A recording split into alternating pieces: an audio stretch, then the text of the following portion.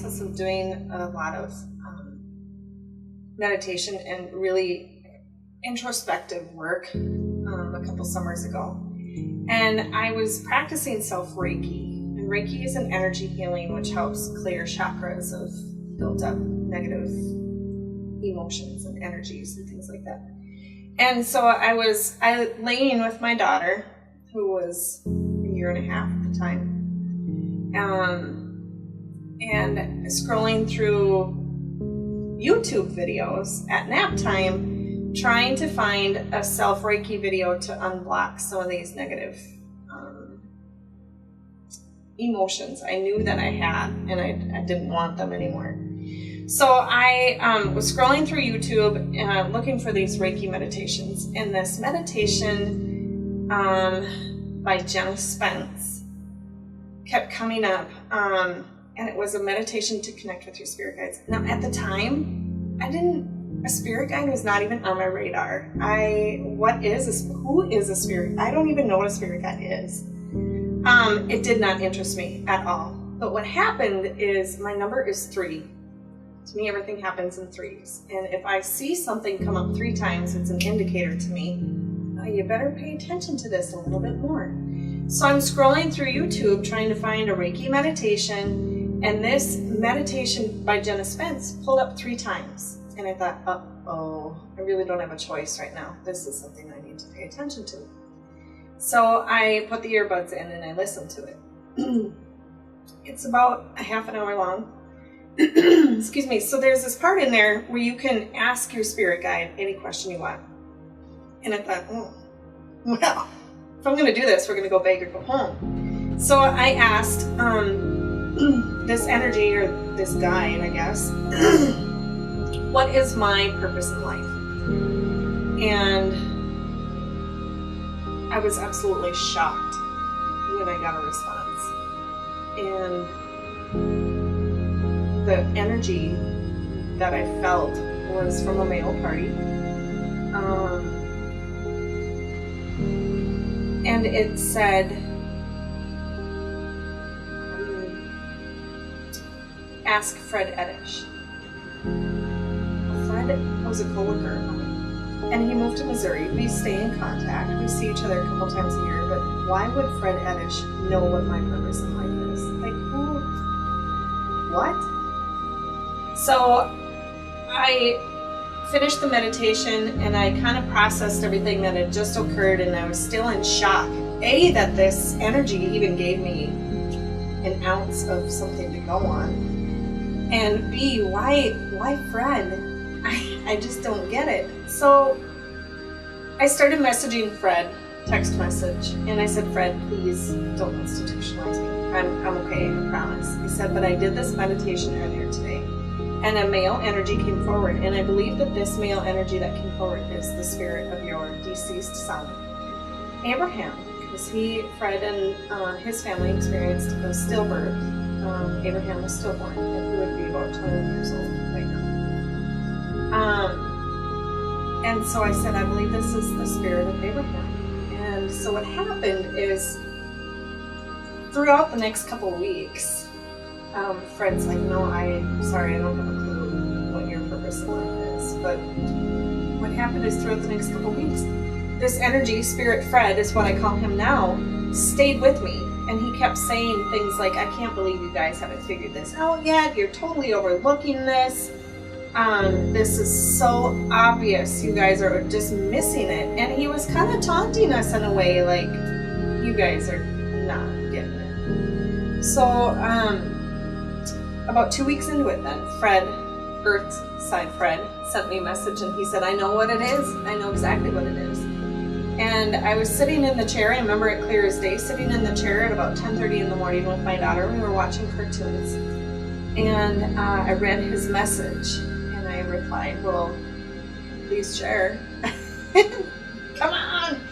And he said, this is what you're supposed to do. You are supposed to give people who have lost their loved ones a sense of peace and healing by delivering messages from those who have crossed over. Okay? I read that message, and instantly from head to toe, my body was tingling. My heart was absolutely racing. I could just feel the adrenaline coursing through my veins, and I was scared. I was absolutely frightened. I was shaking uncontrollably, and I thought I had lost my mind. And so I said, okay, now I think you can institutionalize it. I think today is a good day. And he said, no, you've got this. He said, Fred, I honestly don't want any part of this. I want my life the way it was prior to doing this meditation. Can I please just hit rewind and go back? I'm afraid for myself. I'm afraid for my family. I don't know what all this is. And he said, no, you're fine, and it's going to be okay. And at that time, then Energy Fred or Spirit Fred started coming to me as well. And he said, no, we've got this. This is exactly what you're supposed to do. So I kept it quiet for a long time. I just shared with my friends. When that initially happened, I would get spirits that would come to me at night, because that was when I was the quietest, and I could pick up their voices and their images and things like that more clear. And so for several months, I would say probably 2, maybe even 3 months, I didn't know how to tune in or tune out. They were always with me. I kept hearing this name Elkington come into my mind, into my auditory senses. It was a name I recognized from him, but I don't know anybody by the last name Elkington. It wasn't anybody I was familiar with. But the energy associated with it kept coming stronger. And it was almost like a bar sign, the neon open or the grain belt. It's just flashing, and it's right in my face, and I couldn't focus on anything else. And I thought, this is really gonna eat my day if I don't figure out who this belongs to. And so early on, that was a lot of it, is I really had to just sit with a spirit for a couple days and try to figure out who this belongs to. And so that's what I did. I went down for a nap that afternoon and kind of processed who do I know that this could belong to. So I checked in with a friend of mine whom I just had recently done a reading for her. She's from my hometown, Montreal. And I said, Cess, do you know anybody who passed under... Well, actually, the energy came to me as a suicide. I said, do you know anybody who passed by suicide? I said, and I feel like it's recent. And she said, yeah, I do know somebody. And I said, I feel like it's female energy, and she keeps showing me this name Elkington, and Seth said, absolutely, I know who this is. And she says, this is Casey Jo, and she passed a couple weeks ago, 3 weeks ago. And her mom's name is Shelley Elkington. And so bingo, that was my match. I've never met Shelley before. I've never met Casey, but now Casey's an angel for me. She's a very solid part of my spirit team, and helps me with every reading that I do. Whether it's a gallery reading or an in-person reading or something over the phone, it doesn't matter. Casey is definitely part of that. So I have Casey Jo, I have Spirit Fred. Okay, so those two are part of the spirit team. And then I have Spirit Bouncer Phil, who keeps... And initially I was using negative spirits, and that gives people this wrong impression, like it's demons or something like that. And I don't deal with demons. I don't allow anything like that to come in readings. But what I'm talking about is spirits who left and they still had a beef with people they left Earthside. Okay? So some unfinished business carried over with them. Now, granted, we are always at our best on the spirit side, but that energy can still linger at times, especially if it's a recent process, okay?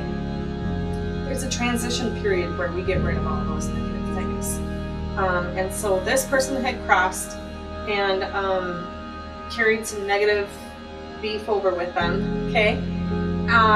And Spirit Phil keeps them from coming forward and stirring the pot, okay?